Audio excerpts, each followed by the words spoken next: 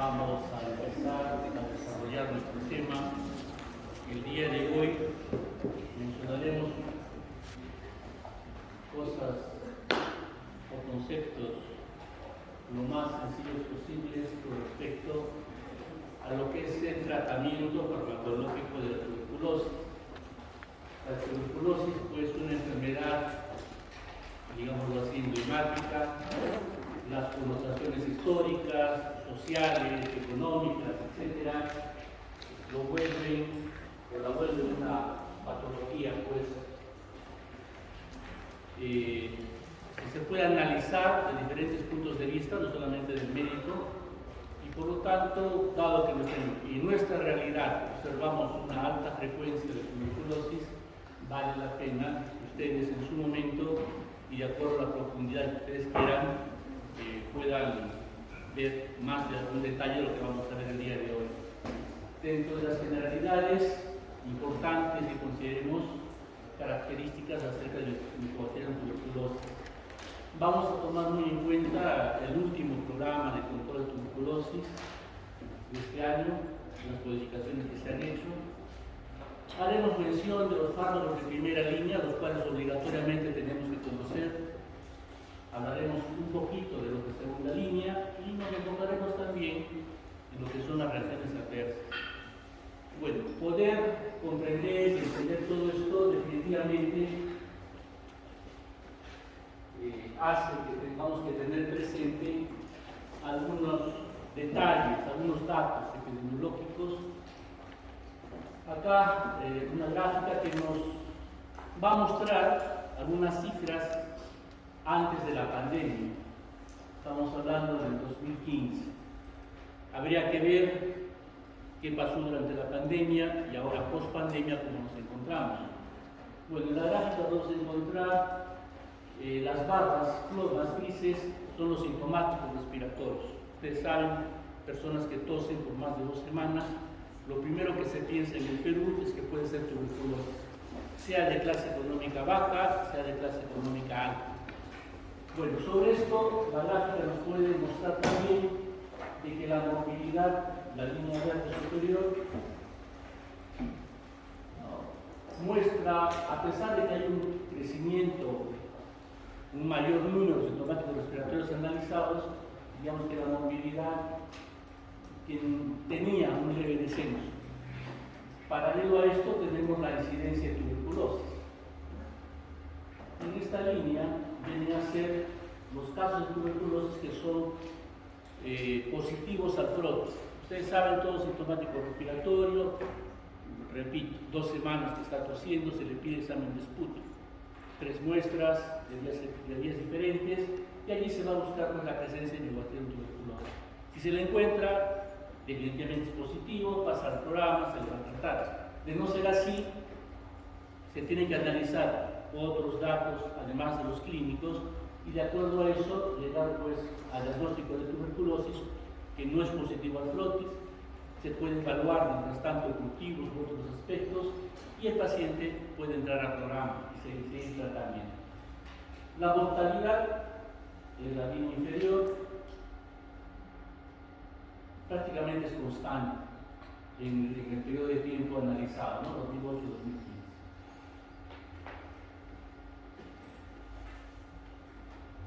En la actualidad, el problema de tuberculosis asociado al SIDA es todo un detalle que también tiene sus modificaciones en el programa de control de tuberculosis.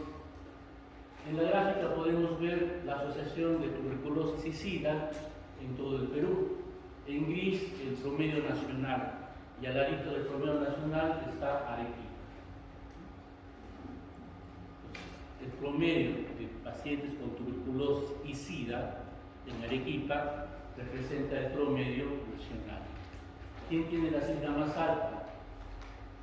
En Loreto, Callao, Lima, ¿no? Razones allí diferentes ayudan a explicar por qué estas zonas son donde hay mayor número de pacientes sidosos y con tuberculosis. Repito, eso involucra todo un manejo muy particular de tuberculosis en los pacientes con SIDA. Bueno, Tuberculosis multidrogo resistente. Un concepto importante entonces, que hoy aprenderemos qué es la tuberculosis multidrogo resistente. Multidrogo resistente a diferentes fármacos. Eso tiene su definición. Y ustedes pueden ver que entre el 2010 y el 2015, por ejemplo, una curva descendente en porcentaje de casos de resistencia. Esto es bueno. ¿Y qué trasunta?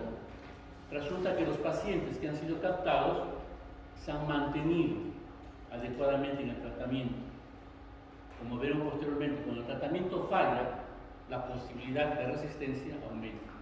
Entonces, mientras menos casos tengamos de multidrogo resistencia, significa que el paciente o los pacientes captados son adecuadamente llevados, aceptan bien su tratamiento, lo completan, llegando inclusive a la curación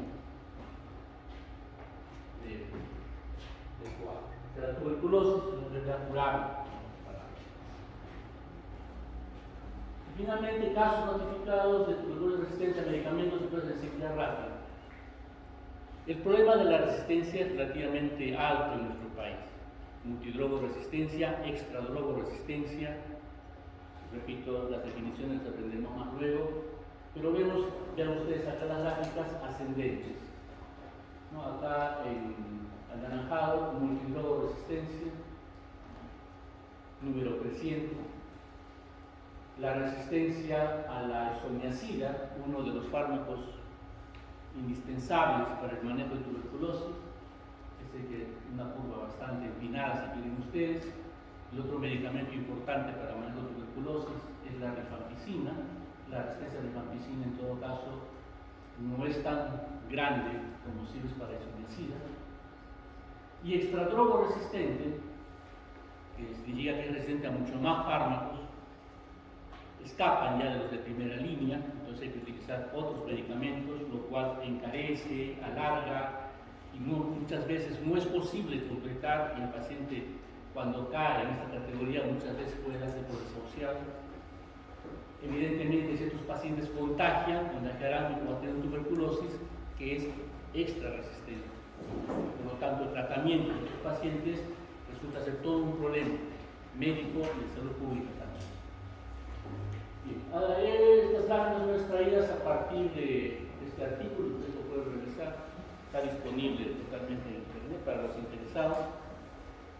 Y leer el artículo que habla básicamente de la epidemiología en esos años de tuberculosis nos pone en contacto con fármacos, conceptos, con el programa. Entonces, en esta clase, cuando terminemos, definitivamente este artículo podremos entenderlo en todas las extensiones. Bien. Enmarcados en esto, entonces, recordaremos un poquito sobre el Mycobacterium tuberculosis, porque son sus características biológicas las que van a determinar con mucho cómo es que los fármacos entonces van a actuar sobre él, qué particularidades tienen. Porque los fármacos para tuberculosis, por lo menos los de primera línea y muchos de segunda línea, son básicamente específicos para tuberculosis.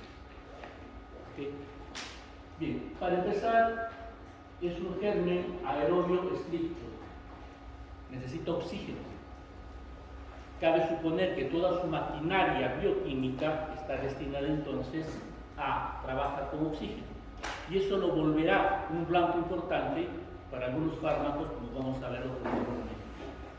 La envoltura celular, que hace que cuando nosotros queremos aplicarle por las tinciones correspondientes, tengamos que aplicar la coloración de Zell-Nielsen, ¿no es cierto?, que define a los bacilos alcohol ácido resistentes.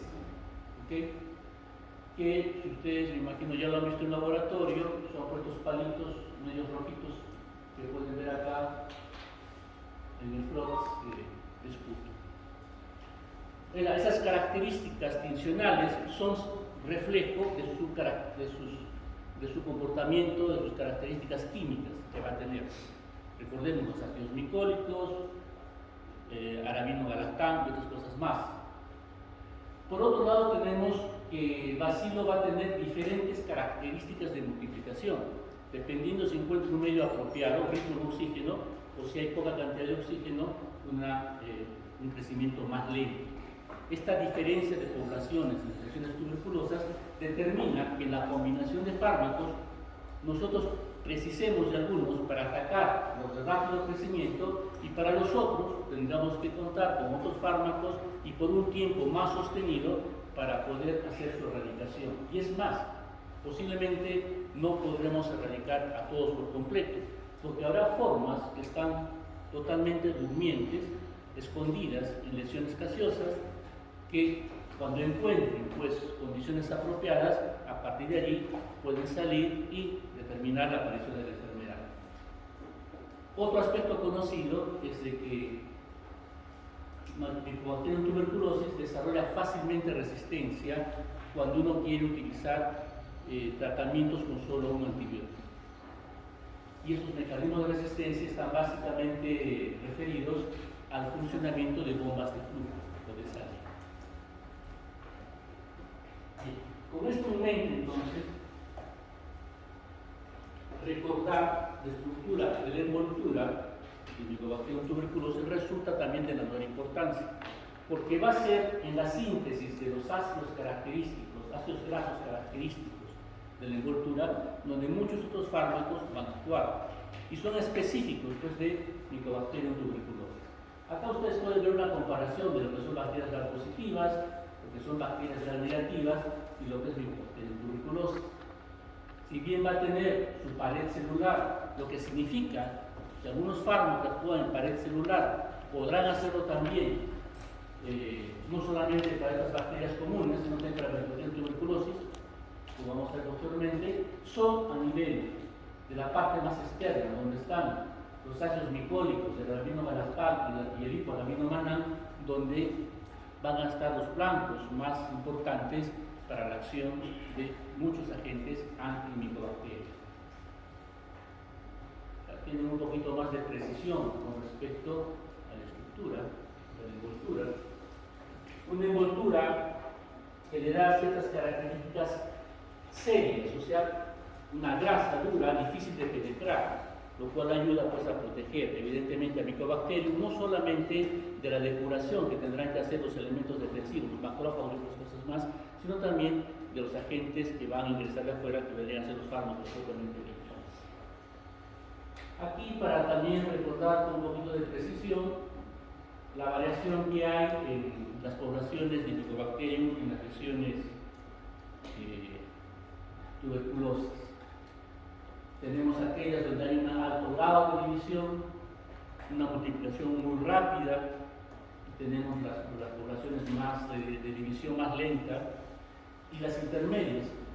Esta gran variedad con respecto a la velocidad de multiplicación bacteriana determina entonces que el tratamiento debe de ser prolongado.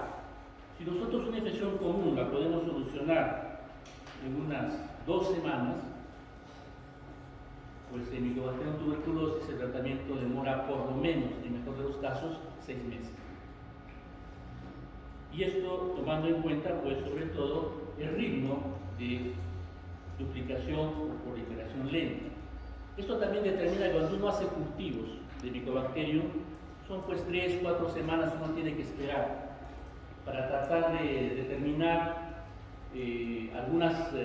algunas cepas en particular, las características de resistencia a los antimicrobianos, que hace que en la actualidad el cultivo no sea la principal forma para evaluar la resistencia, sino ya también tenemos marcadores moleculares que nos ayudan a determinar la misma.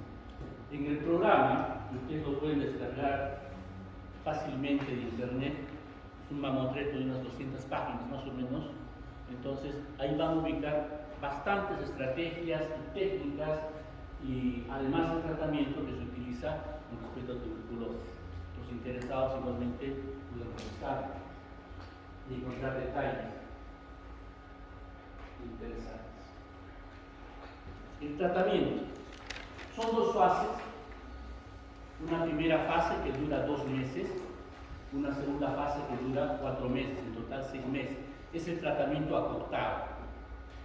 Cuando hace ya buena cantidad de años aparecieron los 2 fármacos principales para el manejo de tuberculosis, que son rifampicina y isoniazida, el tratamiento era de por lo menos 1 año. tratamiento pues que no siempre la gente lo lograba completar, pues todas las complicaciones que ustedes pueden imaginarse. Aparecieron otros fármacos que terminaron que de los 12 meses lleguemos a los 6 meses, que es el tratamiento acortado. Bien, la primera fase son 2 meses, va a atacar básicamente bacilos en multiplicación de moderada a rápida. La finalidad es matar el mayor número posible de los mismos, haciendo que las lesiones no produzcan micobacterias y por lo tanto el paciente no contagie. ¿Okay? El tratamiento adecuado entonces eliminará a los bacilos sensibles. Cualquier falla en el tratamiento que pueda haber acá va a determinar la aparición de resistencia. Para que el paciente una se complete la primera fase, pase a la segunda, pues se necesita criterios. Entre ellos que si el paciente era positivo al frotis de BK, tendrá que ser negativo. Si el paciente tenía cultivos positivos, tendrán que ser cultivos negativos. Y de ahí el paciente entra a la segunda fase, que dura 4 meses, en los cuales ya no recibe los medicamentos de forma diaria, sino los va a recibir en este momento 3 veces por semana. 3 veces por semana, ¿por qué? Porque habiendo eliminado a las formas de rápida multiplicación, lo que ahora vamos a hacer es eliminar a las formas de lenta multiplicación. Y el objetivo de este bactericida ahora va a ser esterilizante, es tratar de eliminar en lo posible todos los micobacterios que puedan estar presentes en el paciente. Nuevamente, el tratamiento adecuado llevará a la eliminación ya no solamente de bacilos sensibles, sino de todos los bacilos y con esto la curación.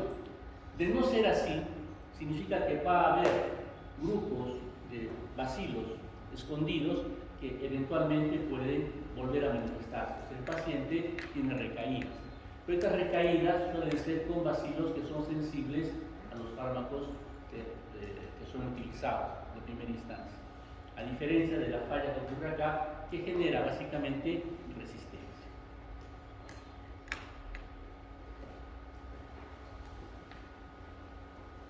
Algunas definiciones, esto sí, por favor, tenganlo muy presente. Llamamos multidrogoresistencia cuando el bacilo es resistente a los 2 fármacos principales, isoniazida y rifampicina. Antes de llegar a esto, el bacilo puede hacerse solamente resistente a isoniazida y no a rifampicina, como también puede ser resistente solo a rifampicina y no a isoniazida. ¿Okay?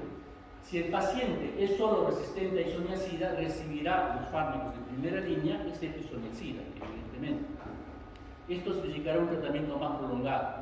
Si el paciente es resistente a rifampicina, podrá utilizar los fármacos de primera línea, excepto rifampicina y la isoniazida, ¿cierto? Si es multidrogresistente, entonces el paciente no hace tratamiento ni con isoniazida ni rifampicina, que habrá que reemplazar con fármacos de segunda línea. Extremadamente resistente cuando, además de ser multidrogresistente, ergo resistente a isoniazida y rifampicina, lo hace a una fluoroquinolona. Ya han hecho la clase de quinolonas, todavía no, ya hablaremos, ¿no? La siguiente semana, o no sé. Pero las quinolonas, en particular la ciprofloxacina, la levofloxacina, moxifloxacina, tienen un papel ahora en el manejo de tuberculosis. Extensamente resistente significa que además de isoniazida, rifampicina, fluoroquinolonas, es resistente al menos a un medicamento adicional del grupo A, como bedaquilina, el Linezolid sí lo conocen, ¿no es cierto? Pero bedaquilina no, es el último fármaco que ha ingresado al repertorio del Programa Nacional de Control de Tuberculosis. Poliresistente ya pues, resistencia múltiple, no solamente isoniazida, rifampicina, quinolona, sino a muchos otros. Por lo tanto, ahí el tratamiento dependerá en realidad de lo que dicte el antibiograma. Bien, sobre esto entonces nos vamos a centrar ahora en lo que son los fármacos de manejo de la tuberculosis. Esta tablita es extraída de la modificación del programa del 2018. La he mantenido para esta clase porque hay algunas cositas interesantes para evaluar principales factores de riesgo para tuberculosis resistente. Digamos que contagiarnos de una tuberculosis normal, entre comillas, no significaría mucho problema. Adquirir tuberculosis resistente nos pone sí en problemas. Y entre las personas quienes pueden estar en riesgo están los trabajadores y estudiantes de la salud. Por eso lo he incluido, para que no se olviden ustedes de eso, ¿ya? Y otros aspectos más que en el futuro, cuando ustedes hagan sus seguros, me imagino, van a tener que trabajar mucho sobre esto. Un aspecto importante son los presidios. Y ahí también vale la pena recordar que son poblaciones vulnerables. Bueno, el esquema, los esquemas, porque no vamos a ver un solo esquema, son varios esquemas para el manejo de tuberculosis. El primero de ellos, el más común, si quieren ustedes, involucra los pacientes con tuberculosis que no tienen SIDA, que no tienen VIH, no están infectados por VIH. ¿Quiénes son? Pacientes con tuberculosis pulmonar, pacientes con tuberculosis extrapulmonar, excepto la tuberculosis biliar, la meningitis tuberculosa o la meningitis ósea. La primera fase, 2 meses diario, excepto domingos, 50 dosis. ¿Qué recibe? Y acá familiaricémonos con las siglas, ¿no? Isoniazida H, rifampicina R, ecambutor, tiracinamida. Los 4 fármacos clásicos de primera línea para el manejo de tuberculosis. Diario, haciendo 50 dosis, cumpliendo la primera fase, se hace su cultivo, se hace su frotis, sale negativo, el paciente pasa a segunda fase durante 4 meses. Lo que hasta hace algunos años era 2 veces por semana, ahora son 3 veces por semana, hasta completar 54 dosis. ¿Qué va a recibir? Isoniazida y rifampicina.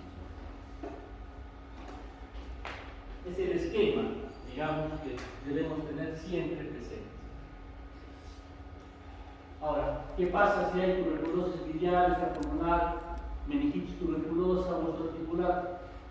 Bueno, ya en la segunda fase ya no es de 6 meses, tendrá que ser de 10 meses. Ya no es 3 veces por semana, es diario. Ya no son 54 dosis, ahora son 250 dosis. ¿Okay? Pero seguimos trabajando con los fármacos de primera línea. Isoniazida, rifampicina, ecambutor y tiracinamida. Pacientes con VIH, en este caso, ¿no?, más allá de clasificaciones, 2 meses, isoniazida, rifampicina, ecambutor, tiracinamida, y segunda fase, 4 meses diario, haciendo 100 dosis. ¿Okay? Acá algunas consideraciones secundarias. Por ahí la gráfica, para resumirnos el mecanismo de acción de los diferentes fármacos antituberculosos. Dijimos de que Mycobacterium tuberculosis es un germen aerobio estricto. Si utiliza oxígeno, es pues el fundamento para generar ATP, la ATP sintetasa, ¿no es cierto? Por lo tanto, la ATP sintetasa es el blanco para un fármaco, la betaquilina. Va a inhibir allí, en la cadena respiratoria, la ATP sintetasa, la formación de ATP. No tenemos mucho que hablar del ATP porque sabemos que es el elemento primordial para realizar todas las funciones celulares, ¿no es cierto? Al entrar a la cadena respiratoria, la NADH deshidrogenasa, recuerden ustedes, es un elemento importante, ¿no es cierto?, que va a ayudar a generar electrones que van a entrar a la cadena respiratoria. Allí va a actuar, por ejemplo, la clofazimina, un fármaco de segunda línea. El interior celular, con sus características de pH, es también muy importante. Y allí sí va a intervenir un fármaco de primera línea, como es la piracinamida. En la actualidad se acepta de que el mecanismo de acción de esta piracinamida es hacer más ácido el ambiente intracelular, lo que va a llevar a importantes modificaciones metabólicas y otras más que van a permitir atacar la micobacteria. La pared o envoltura celular. característica del Mycobacterium tuberculosis. Los ácidos glicólicos, el aminogalactán, el coraminomaná, etc. Etambutol va a participar en la síntesis de araminogalactán y la isoniazida a nivel de síntesis de ácidos glicólicos. Pero la isoniazida no es el único, aunque sí hay que reconocer que la isoniazida es el fármaco de primera línea. Tenemos otros como la etionamida, delamanin, la nitiosona, que también van a actuar aquí en la síntesis de ácidos glicólicos, aunque son fármacos alternativos o fármacos de segunda línea. Entonces es fácil tener en cuenta que si el paciente es, si el bacilo es resistente a isoniazida, podríamos utilizar cualquiera de estos, manteniendo el blanco, ¿cierto? Bien, luego tenemos ya otros lugares que son más comunes para los diferentes fármacos o antibióticos que ya conocemos. La síntesis proteica, aminoglicósidos, elementos importantes, anicacina, anamicina, estreptomicina, en un momento fue también un elemento de primera línea muy utilizado. Claritromicina, es un macrólido, linezolid, también en la iniciación de la síntesis proteica, tiene un papel importante. Quizá recordemos más linezolid por su papel para el manejo de infecciones estafilocócicas, ¿no es cierto? La RNA polimerasa es el elemento donde las rifampicinas van a actuar, y dentro de estas la rifampicina es la principal. La rifampicina es muy buen antibiótico, tiene un espectro relativamente útil para muchas cosas, pero debido a que es uno de los elementos más importantes para controlar tuberculosis, prácticamente no la vamos a utilizar para nada que sea tuberculosis.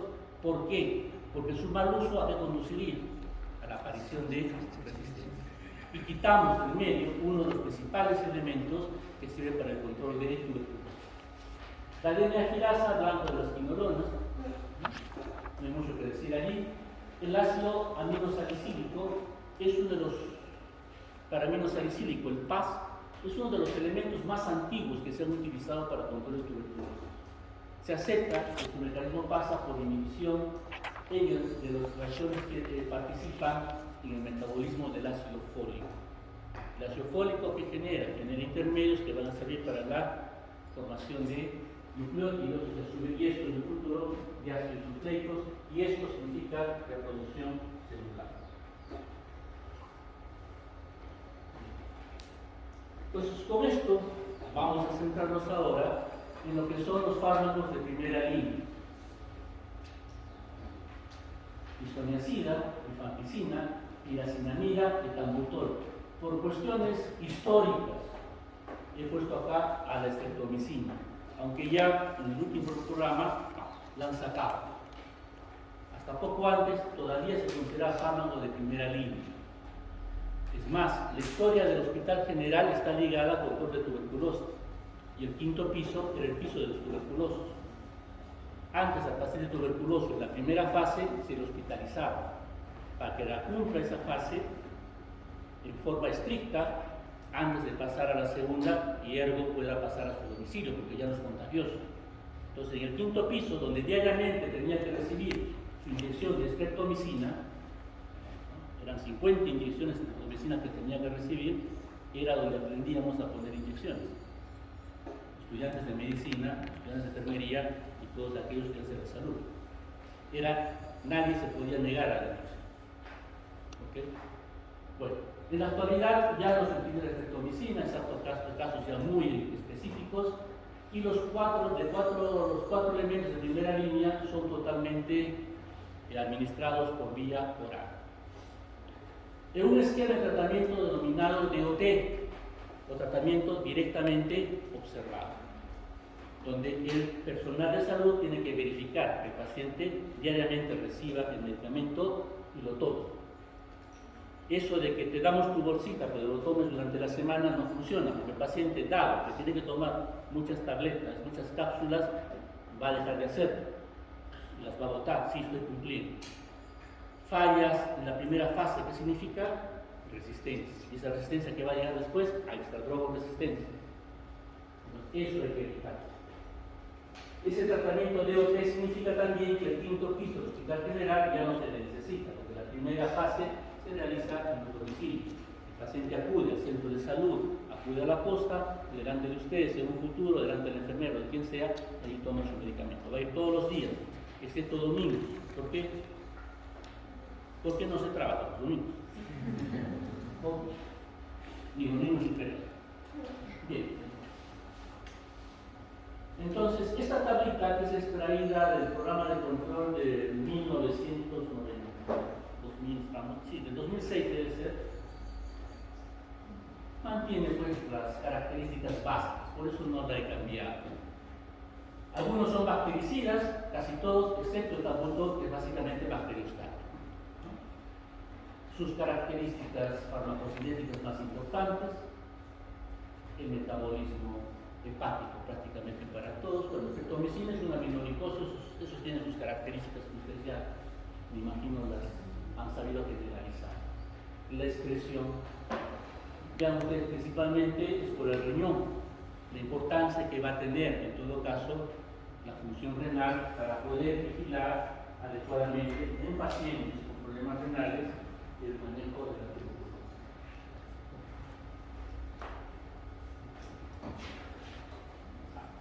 La isoniazida, junto con la rifampicina, los elementos básicos para acortar el tratamiento contra tuberculosis.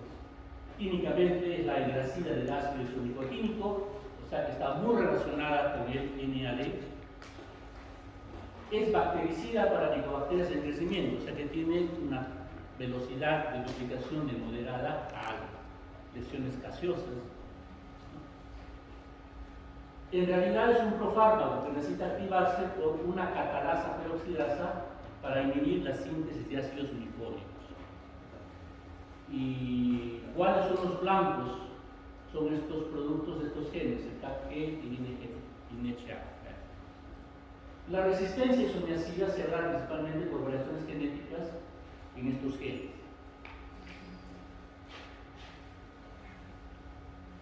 Las figuritas de Bullman, todos tienen Bullman, ya van a ver en todos sus puntos. La isoniazida se va a metabolizar por acetilación.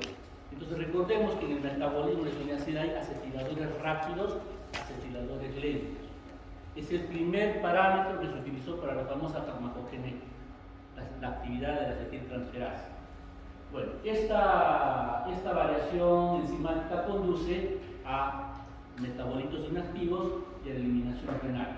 Pero en el bacilo, a través de esta catalasa peroxidasa CAP-G, vamos a formar un radical libre derivado de isoniazida, la que va a permitirse reaccionar con NAD o NADP, elementos que transportan hidrógeno reductor que entrará a la cadena respiratoria, ¿no? Y ya entramos a todo lo que es la síntesis de ATP, y van a formar intermedios que van a poder reaccionar con los intermedios en la síntesis de los ácidos glicólicos. Los ácidos glicólicos son ácidos grasos de cadena larga, tienen de repente hasta 100 carbonos de por medio. Pero la síntesis de estos ácidos glicólicos no es diferente a la síntesis de ácidos grasos que ustedes han estudiado en bioquímica. Entonces, FAS significa síntesis de ácidos grasos, y el complejo de síntesis de ácidos grasos, el micobacterio, tiene dos: complejo 1, complejo 2. En el complejo 2, que es el que va a terminar de elongar al ácido glicólico para tener pues derivados de 70, 90 cadenas hidrocarbonadas, tenemos acá los lugares donde va a inhibir la isoniazida. Son básicamente enzimas que están en el proceso de síntesis de ácidos grasos. Entonces, para el interesado, que no sean muchos, revisen sus apuntes de bioquímica y recuerden pues cómo a partir del malonil por enzima A comienza a sintetizarse el ácido graso. De dos en dos, ¿no es cierto?, se van agregando, se forman primeros saturados, se agrega agua, se reduce, ¿no?, y luego se introducen otros dos carbonos más. Entonces, en toda esa maquinaria, repito, que no es diferente a lo que ustedes han visto en bioquímica, tenemos la manera en que funciona la síntesis de ácidos glicólicos. Y es ahí, vean ustedes acá, si tenemos acá un doble enlace en el cual se va a reducir por introducción de hidrógenos, es donde va a actuar, por ejemplo, la isoniazida. Y por otro lado, cuando ustedes agreguen dos maloniles por encima A, es agregar en realidad 2 carbonos más para una cadena de crecimiento en estos genes Cas-A, es donde también interviene la isoniazida. Y de esa manera, al inhibir esas actividades, se corta la síntesis de ácidos micólicos. Ahora, recuerden que para que suceda eso, primero tiene que activarse por una catalasa peroxidasa. Cuando esa catalasa peroxidasa muta, se adquiere resistencia. Sitios secundarios son estos genes que codifican nuestros enzimas.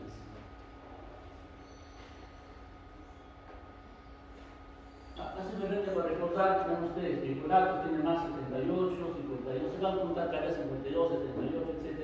Son cadenas muy largas, son ramificadas y tienen acá inclusive gases tipo epóxido. Son digamos, ácidos grasos muy complejos. Esto ya lo hemos visto resumido en la tablita correspondiente, lo que decía acetiladores lentos y rápidos. Las reacciones adversas principales. En primer lugar, la polineuropatía. Esto hace de que cuando el paciente entra al programa de tuberculosis, es un paciente relativamente desnutrido, puede tener hipovitaminosis y por lo tanto el suplemento de complejo B es muy importante. Básicamente la B6, para contrarrestar este aspecto de neuropatía periférica.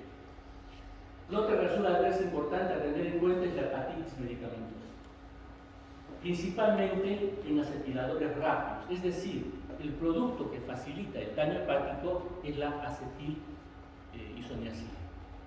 Es más raro que se presente en personas jóvenes que en personas de mediana a mayor edad.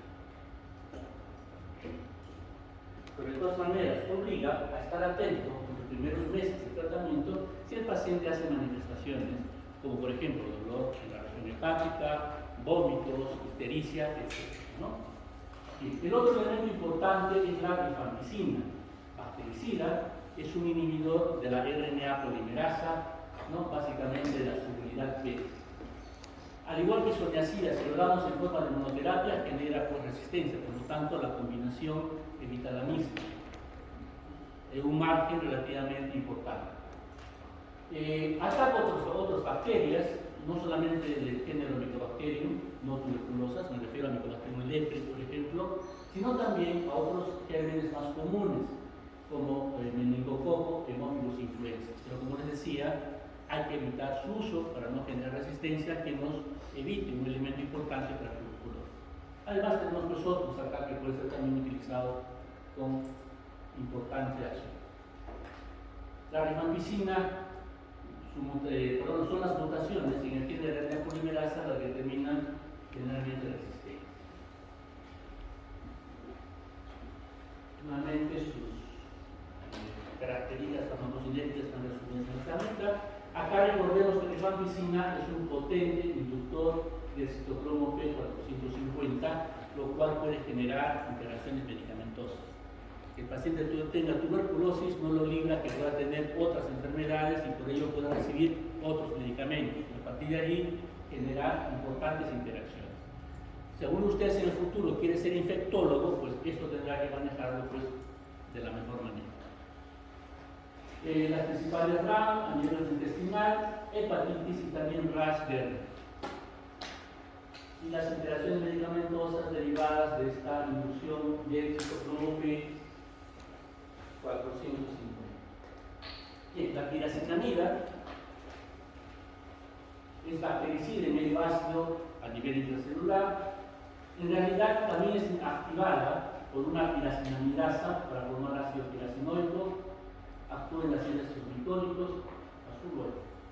La figurita siempre es más explicativa. A través de un transportador, la piracinamida ingresa. Allí se va a transformar en ácido piracinoico por una piracenamirasa, como hemos dicho.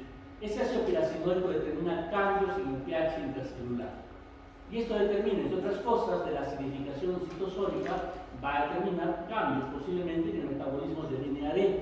Y nuevamente regresamos. ¿Qué pasa si se altera el NAD?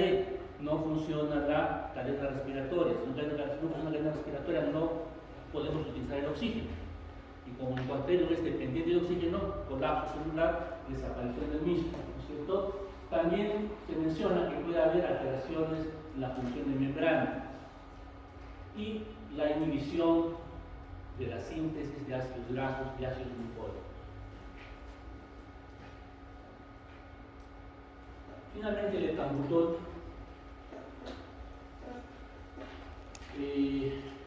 antagoniza la síntesis de dicoraminomanán y araminogalactán porque bloquea la transferencia de residuos de arabinosil, un azúcar importante para la síntesis de los elementos de la estructura celular. Por otro lado, también va a potenciar la acción de la isoniazida. Sus ramas importantes, la neuritis óptica, y esto recordémoslo porque el signo más temprano de poder tener evidencia que hay lesiones a nivel visual es que no se pueden distinguir los colores rojo y verde. Es una señal precoz temprana que nos dice que el etambutol estaría generando daño. Esto hace también de que el etambutol no deba ser utilizado en niños pequeños. Los pequeñitos no van a poder referenciar, que miran bien porque ni saben cuál es el rojo, cuál es el verde, ¿cierto? Entonces, allí es importante eso. Los más pequeños no reciben un etambutol debido a que no se podría detectar fácilmente el daño que podría producir. ¿Okay? Niños mayores, entonces. Por lo demás, tenemos también polineuropatía y hidroglicemia como elementos importantes. La gráfica realmente nos ayuda entonces a recordar cómo actúa el etambutol actuando en los productos de estos genes, en A, B, C, que tienen que ver entonces con el crecimiento del araminogalactán, dicoraminomanán. ¿Cómo se van a introducir residuos de azúcar araminosa? Es fácil darnos cuenta que es un pentasacárido, ¿cierto? Que va a introducirse con otros azúcares, formando estructuras complejas en lo que es la envoltura del micobacterio. Pero también se ha determinado que el etambutol actuando en otros lugares va a potenciar la actividad de la isoniazida. El etambutol entraría a bloquear elementos que podrían inhibir la acción sobre todo sobre estos genes INHA que participan en la síntesis de ácidos glicólicos. Entonces, al evitar su participación, hace de que aumente la actividad para la isoniazida. Y el efecto sinérgico, en todo caso, del etambutol con la isoniazida facilitaría una mejor actividad antimicobacteriana.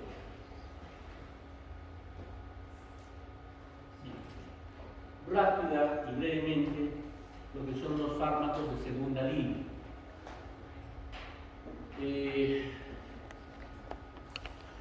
Cada cierto tiempo varía la clasificación. La última clasificación, que está basada pues, en publicaciones propias de la OMS, establece tres grupos. Grupo A, donde están las quinolonas, levofloxacina y moxifloxacino, con la betaquilina y linezolida. En el grupo B, clofazimina con cicloserina. En el grupo C, imipenem, bueno, son las terrapenems, etambutol, firacetamida, amikacina y quinana. Acá yo les podría preguntar en el examen, por ejemplo, dónde actúa la betaquilina, ¿no es cierto? Actúa en la ATP sintotasa. Si les pregunto dónde actúa la clofazimina, inhibiendo la NADH deshidrogenasa, ¿no es cierto? Si les pregunto dónde actúa meropenem y imipenem, ya saben.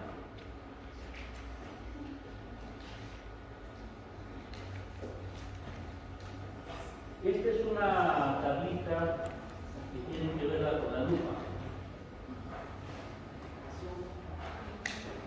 Y el resumen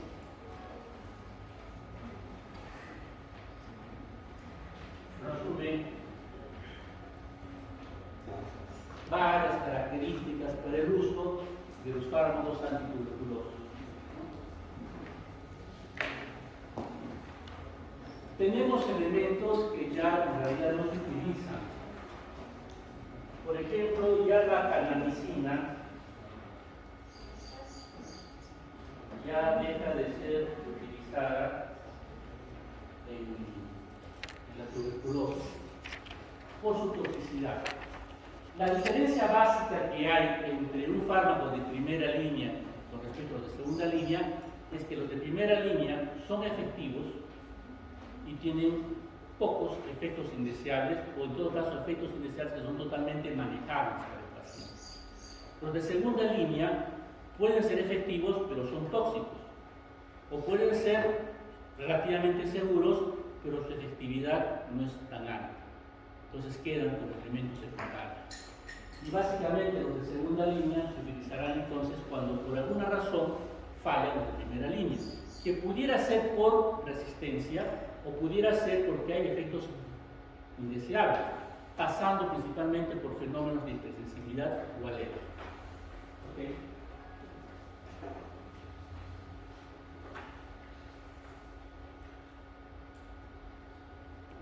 Bien, entonces dedicaremos los últimos minutos a hablar brevemente de las reacciones adversas a la tuberculosis.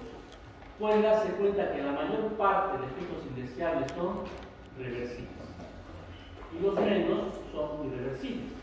Y de los efectos irreversibles, los principales se deben a hepatitis. Segunda instancia, lo que son problemas a nivel cutáneo y finalmente lo que es problemas a nivel visual, la neuritis óptica por ecamutol, básicamente.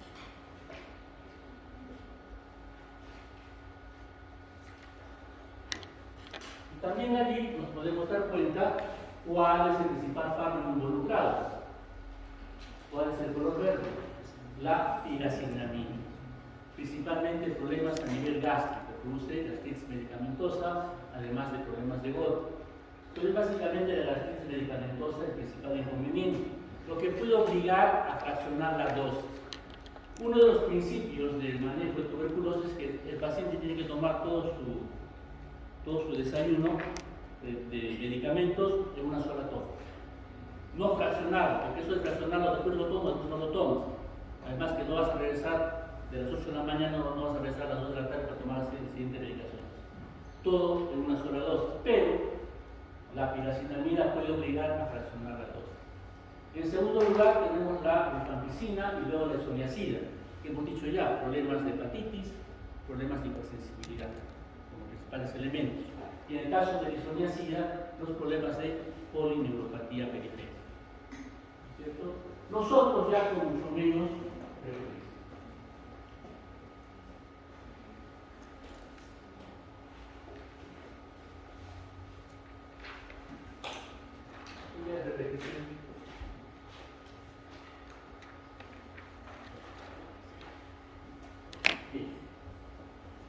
el programa, pues esas cosas que tienen, no habla de RAM, habla de RAFs, reacciones adversas frecuentes, infrecuentes, reacciones adversas a los fármacos.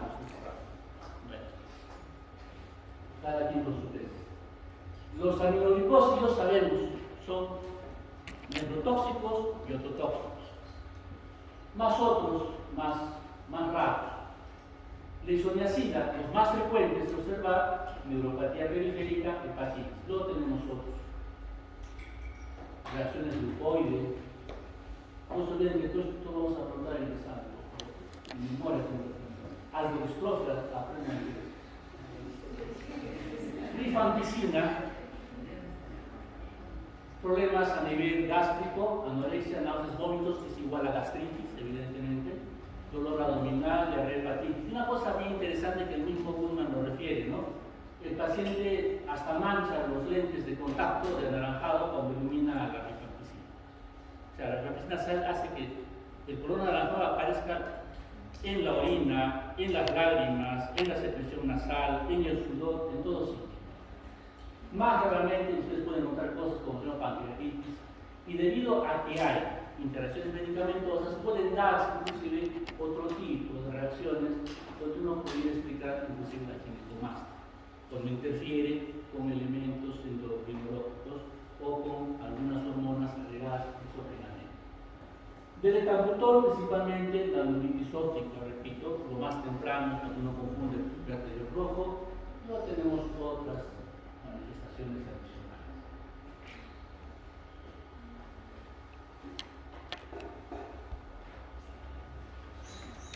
Cuando hemos hablado de RAMS, hemos hablado de leves, serias, no serias, y acá igual, otras formas de enfocar el problema de reacciones adversas. Recuerden que siempre tratemos de enfocarnos en lo que son primera línea, rifampicina, isoniazida, piracinamida y tambutol, ¿no? Lo más común. Y cómo se puede resolver la reacción adversa. Si hay, la rifampicina produce dolores o manifestaciones generales. Síndrome gripal significa que hay dolor muscular, hay fiebre, puede haber un poco de tos. Entonces uno puede hacer manejo sintomático o modificar la dosificación de rifampicina. En el caso de isoniazida, ajuste de dosis, utilizar la piridoxina. Eventualmente para problemas de gastritis, utilizar inhibidores de grupo de protones. Ya la nitidina ya prácticamente es todo, ¿no? La piracinamida, disminución de la dosis o fraccionamiento de la misma. Si hay problemas de tipo gota o depósito de ácido en las articulaciones, pues el manejo correspondiente. Puede haber suspensión, etambutol, etc. ¿No? Estos son los aminoglicósidos, nuevamente la autotoxicidad y la neurotoxicidad, en este caso a nivel de equilibrio y a nivel de órgano auditivo propiamente, el manejo que puede hacer.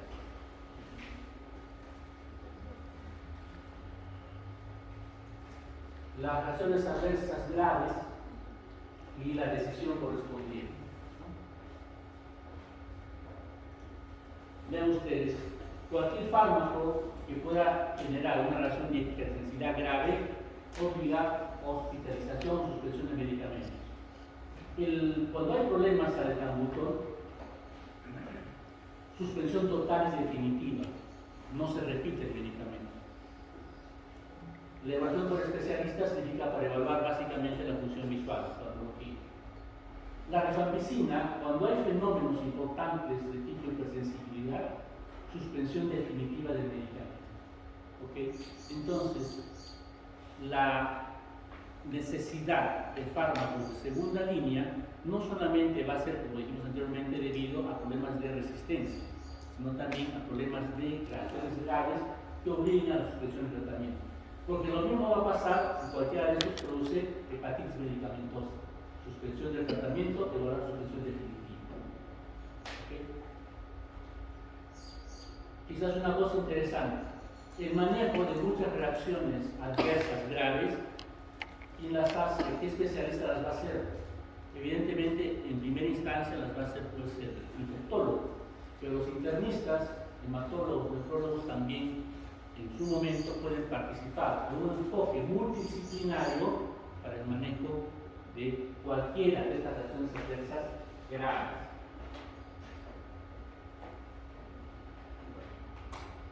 Eso es todo entonces lo que queríamos mostrarles. Muchas gracias.